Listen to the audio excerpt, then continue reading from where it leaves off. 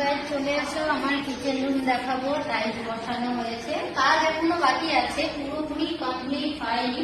ওই দেখো একজন অলরেডি আমার কিচেন রুমে ঢুকে গেছে। তাই তুমি সবসময় পিছন ছাড়ো না কেন গো? তোমার কি নিচে আছে? আমার কিচেন রুম রেডি হয়েছে, আমি আগে ঢুকবো। আগেই দেখি আমার বর শুদ্ধ ঢুকে বসে আছে। কি আমার বরকে কি রান্না করে খাওয়াবে? অবশ্যই খাওয়াবো, খাওয়াবো তো একদিন। আমার কিচেন রুমে উনি এসে দাঁড়ায়। তুমি তো সারা জীবন থাকবার কিচেন রুম, আমি তো থাকবো না। আমি একদিন এসেছি তাতে তোমার তো হিংসা। এখন ওই কথা না বলে কেমন হয়েছে ওটা বলো। Nice, wow. আচ্ছা আমি কবে করবো সেটা বলো। তাহলে আমারটা কবে হবে গাইস বলো, আমি কবে আমার স্বপ্ন পূরণ করতে পারবো?